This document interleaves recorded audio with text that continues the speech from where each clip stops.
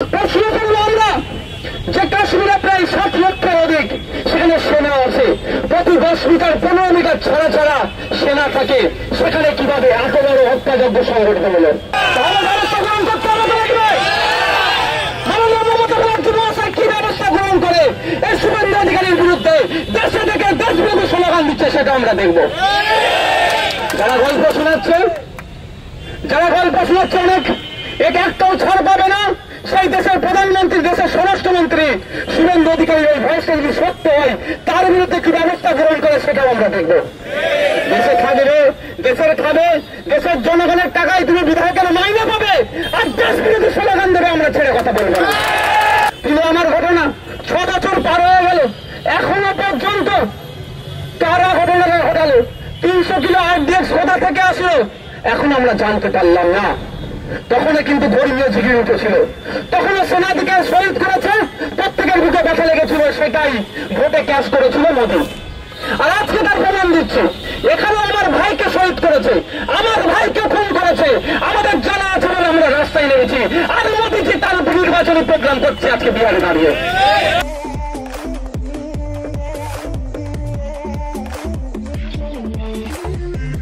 এই যে সন্ত্রাসবাদী হামলা সংগঠিত হলো কাশ্মীরের পাহলগাঁয়ে, যেটাকে মিনি সুইজারল্যান্ড বলে আমরা অনেকে জানি, এই সন্ত্রাসবাদী কার্যকলাপ আটকাতে সম্পূর্ণরূপে এই শুভেন্দু অধিকারীদের পরিচালিত কেন্দ্র সরকার ব্যর্থ হয়েছে। এর ব্যর্থতার দায় তাদেরকে নিতে হবে।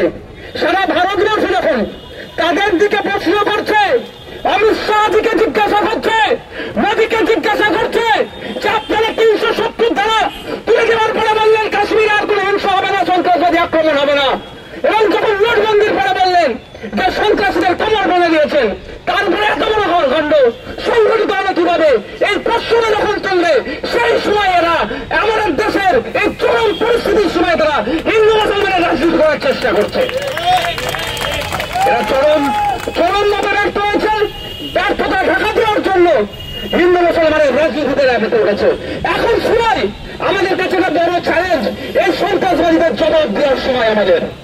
যারা ধর্মবর্ণ নির্বিশেষে যে সমস্ত খনিগুলো শান্ত ভারতকে অশান্ত করার চেষ্টা করছে, যে সমস্ত খনিদের দ্বারা আমাদের দেশ আজকে অস্থিরতার মধ্যে চলে যাচ্ছে, তাদের বিরুদ্ধে কঠোর ব্যবস্থা নিতে হবে এবং সন্ত্রাসবাদকে সমূলে নির্মূল করতে হবে।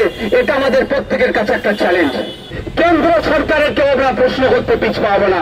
প্রশ্ন করবো আমরা যে কাশ্মীরে প্রায় 60 লক্ষের অধিক সেখানে সেনা আছে, প্রতি 10 মিটার 15 মিটার ছাড়া ছাড়া সেনা থাকে, সেখানে কিভাবে এত বড় হত্যাযজ্ঞ সংগঠিত হলো?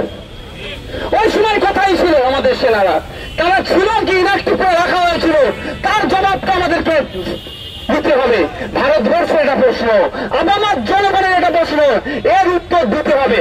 কারণ আমরা ভুলে যাচ্ছি না 2019 সালে লোকসভা নির্বাচনের প্রাককালে যখন সারা ভারতবর্ষের মানুষ এই জুমনাবাজের সরকার বিজেপিকে হারানোর জন্য প্রতিশ্রুতি নিয়েছিল, সেই সময় আমরা কি দেখলাম, আপনার পুলওয়ামাতে টেরর অ্যাটাক হলো। টেরর অ্যাটাকে আমাদের দেশের 40-এর অধিক সেনা শহীদ হলো। 6 বছর হয়ে গেল, এখনো পর্যন্ত আমরা জানতে পারলাম না এই হামলা কারা করেছিল এবং কতজনকে গ্রেপ্তার করেছিল, তাদের বিরুদ্ধে কি ব্যবস্থা নিয়েছিল। কিন্তু তখন তো শুভেন্দু বাবু আর ওদের দলে ছিল না, তখনও শুভেন্দু বাবু অনেক চিৎকার চেঁচামেচি করেছিল, তখন চেঁচামেচিটা অন্যভাবে করেছিল। আর এখনো চিৎকার চেঁচামেচি করছে। এমন চিৎকার চেঁচামেচি করতে গেল, একটা ভিডিও পেলাম, ভিডিওর সত্যতা জানি না, Calcutta police, West Bengal police, রাজ্যের স্বরাষ্ট্র দপ্তর, দেশের স্বরাষ্ট্র দপ্তর নিশ্চিতভাবে এই ভিডিও ফুটেজটার চেক করবে, যে দেশ বিরোধী যে স্লোগান দিয়েছে তার বিরুদ্ধে ব্যবস্থা গ্রহণ করবে। আমি ফিরে আসি, তাহলে ব্যবস্থা গ্রহণ করতে হবে লাগবে। মাননীয় মমতা ব্যানার্জি মহাশয় কি ব্যবস্থা গ্রহণ করে এই শুভেন্দু অধিকারীর বিরুদ্ধে দেশে থেকে দেশ বিরোধী স্লোগান দিচ্ছে সেটা আমরা দেখব। যারা গল্প শোনাচ্ছে অনেক একটাও ছাড় পাবে না। সেই দেশের প্রধানমন্ত্রী, দেশের স্বরাষ্ট্রমন্ত্রী শুভেন্দু অধিকারী ওই ভয়েসটা যদি সত্য হয় তার বিরুদ্ধে কি ব্যবস্থা গ্রহণ করে সেটাও আমরা দেখব। দেশের জনগণের টাকায় তুমি বিধায়কের মাইনে পাবে আর দেশ বিরোধী স্লোগান দেবে, আমরা ছেড়ে কথা বলবো না। আমরা আইনের মাধ্যমে গণতান্ত্রিক প্রক্রিয়াতে এটা জানবো। যে অবাক হয়ে যাচ্ছি, পুলওয়ামার ঘটনা 6 বছর পার হয়ে গেল, এখনো পর্যন্ত কারা ঘটনাটা ঘটালো, 300 কিলো RDX কোথা থেকে আসলো এখন আমরা জানতে পারলাম না। তখন কিন্তু ধর্মীয় ঝিঁকির উঠেছিল, তখন সেনাদিকে শহীদ করেছে, প্রত্যেকের বুকে ব্যথা লেগেছিল, সেটাই ভোটে ক্যাশ করেছিল মোদী।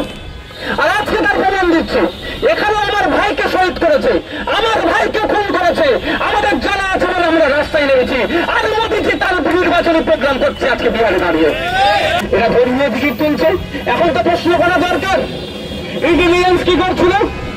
বিভিন্ন লেয়ারে ওখানে নিরাপত্তা রক্ষী ছিল, তারা কি করছিল? তাই প্রশ্ন যখন আমাদের বুধবার সময় আসছে, তখন আপনার আমার মাইন্ডের মধ্যে, মাথার মধ্যে হিন্দু মুসলমানের খেলা চালাচ্ছে। আর যারা হিন্দু মুসলমান খেলায় মেতে আছেন, তাদেরকে শুধু এতটুকুই বলতে চাই, একটা তথ্য দিতে চাই, এই জঙ্গিদের বিরুদ্ধে, এই দেশ বিরোধীগুলোর বিরুদ্ধে, এই সন্ত্রাসীগুলোর বিরুদ্ধে, এই মানবতাকে যারা খুন করেছে এই খুনিদের বিরুদ্ধে যখন কাউন্টার অ্যাটাকে আমার দেশের আর্মি গিয়েছে, যে শহীদ হয়েছে আর্মি, তার ধর্মীয় পরিচয়টা একবার জেনে নেন। যারা ধর্ম করে গিলাতে চাইছেন, আমাদের এই বাংলার ছেলে ঝন্টু আলী, দেখে আসুন তার ধর্মীয় পরিচয়টা। কিন্তু আমরা ধর্মীয় পরিচয় নিয়ে রাজনীতি করতে চাই না, করবো না। যেটা অন্যায় হয়েছে তার বিরুদ্ধে আমরা এখন দেখার বিষয়। আমি চ্যালেঞ্জ করে গেলাম, সেন্ট্রাল আইবির আমার নিশ্চিতভাবে ভিডিও রেকর্ড করছে, স্টেটের আইবি ভিডিও রেকর্ড করছে, মিডিয়ার মাধ্যমে রেকর্ড হচ্ছে। এই তদন্ত আমি 5 বছর টাইম দিচ্ছি, 5 বছর দেখবেন তদন্ত শেষ করবে না। এরা শেষ করলে তো ধরা পড়বে। ওখানে আর্মি ছিল না কেন, ওখানে সেনা ছিল না কেন? ধরা পড়বে কার? কে পড়বে? ধরতে বিজেপি সরকারের কাছে চলে যাবে হাতটা।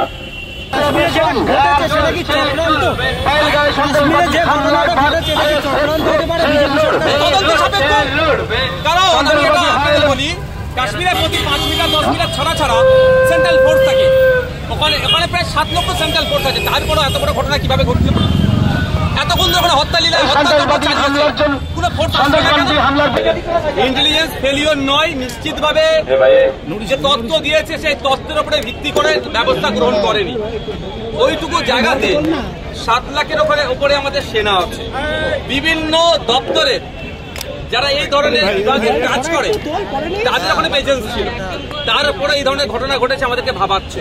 কারণ প্রায় 6 বছর আগে পুলওয়ামাতে যে ঘটনা ঘটেছিল, প্রায় 300 কেজির বেশি RDX নিয়ে হামলা করেছিল, আমাদের 40 জনের অধিক সেনা শহীদ হয়েছিল। তার ঘটনার এখনো সত্যতা, অর্থাৎ কারা এর সাথে যুক্ত, তদন্ত রিপোর্ট এখন আমরা দেখতে পেলাম না। তারপরে এই পেহেলগাঁওতে, যাকে মিনি সুইজারল্যান্ড বলা হয়, এই জায়গায় আক্রমণ কিভাবে হলো না হলো, কারা করলো, তাই নিয়ে একটা আমাদের মধ্যে ধোঁয়াশা থেকে যাচ্ছে।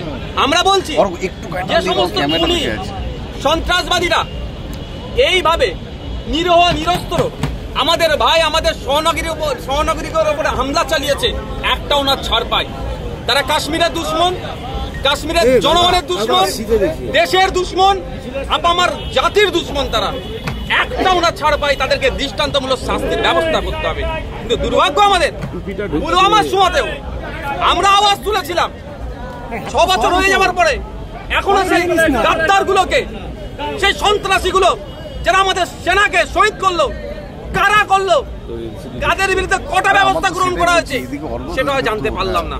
আমরা চাই এই দেশদ্রোহী কাজের সাথে যারা যুক্ত, এই দেশকে অস্থিরতার দিকে যারা ঠেলে দেওয়ার চেষ্টা করছে, চিহ্নিত করে 6 মাসের মধ্যে ফাস্ট ট্র্যাক কোর্টের মাধ্যমে তাদের বিচার হোক, তাদের ফাঁসির ব্যবস্থা হোক।